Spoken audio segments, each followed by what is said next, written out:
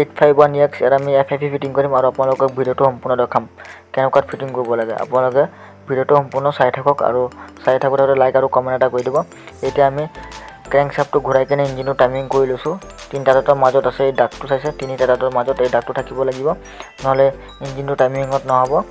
আৰু লগতে মই ক্ৰেংকশ্যাফ্টটো ঘূৰাই ধুনীয়াকৈ টাইমিঙত কৰি ৰাখিছোঁ আৰু আপোনালোকক দেখুৱাই আছোঁ। আপোনালোকে এনেকুৱাত ভিডিঅ'ত বহুত কমে চাব পাৰিব। ঠিক আছে, এইটো 1 নম্বৰ, এইটো 1 নম্বৰ।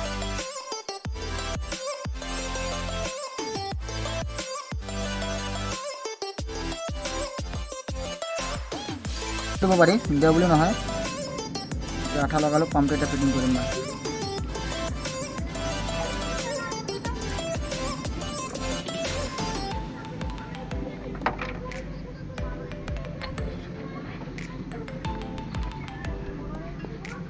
পাম্পটো মই সোমাম, দেখা গৈছে ন পুৰা।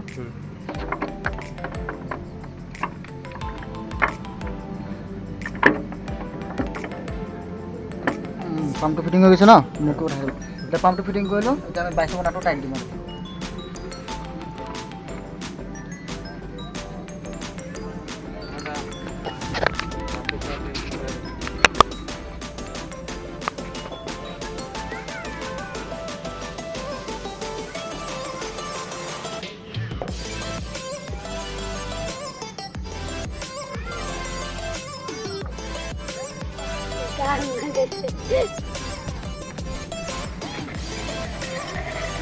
পাম্পৰ এতিয়া 22 নম্বৰত টাইট দিম।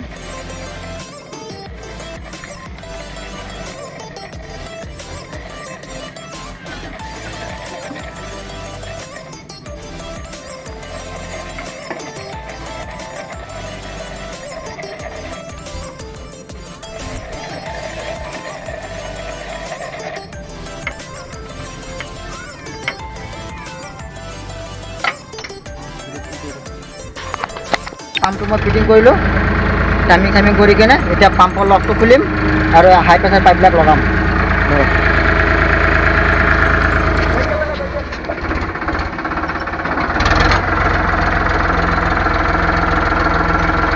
এতিয়া মই পাম্পৰ লকটো খুলি আছোঁ।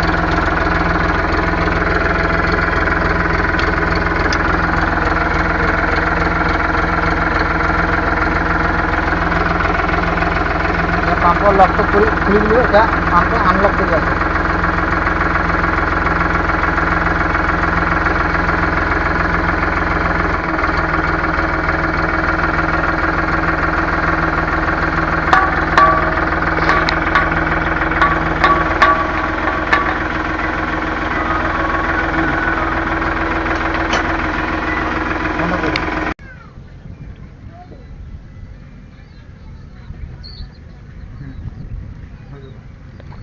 এটা নজল ফিটিং কৰা হল।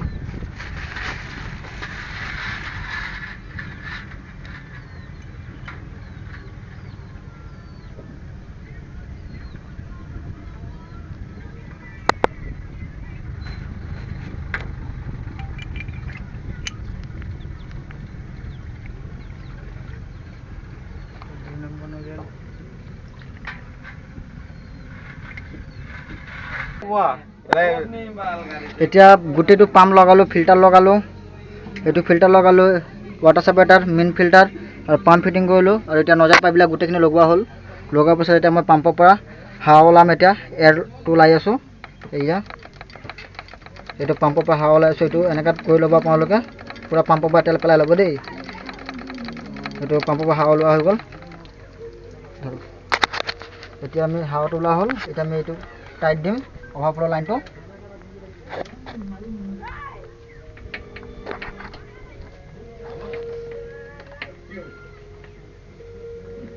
অভাৰফ্ল' লাইনটো ভিডিঅ'টো প্ৰশ্ন কৰিব দেই, কৰি থাকক। এতিয়া ফুল টাইট দিলোঁ, এইটোক আমি ভালকৈ টাইট দিব। এইটো বেঞ্জি বলটো বেছি টাইট নিদিব, বেছি লুজ নিদিব দেই। মিডিয়াম চাইজত এটা টাইট দিব, যাতে ছিঙি নাযায়। ছিঙিবলৈ জ্বালা আছে, পিছত আপোনালোকে ফুচি থাকিব। সেইকাৰণে এইটো বেছি টাইট নিদিব, মিডিয়ামত টাইট দিব এটা। এতিয়া আমি পাম্পটো হাৰ্ড কৰি লওঁ। এইটো সম্পূৰ্ণ হাৰ্ড হ'ব লাগিব। হাৰ্ড নহ'লে হ'ব, পাম্প তেলটো উঠাই লৈ আছোঁ। এতিয়া আমি এইটো হাৰ্ড হৈ গ'ল। এতিয়া ষ্টাৰ্টাৰ চেল্ফ এটা মাৰাচোন চাওঁ কি হয় ৰখিবা দেই চাই লওঁ এবাৰ যা চেল্ফ এটা মাৰা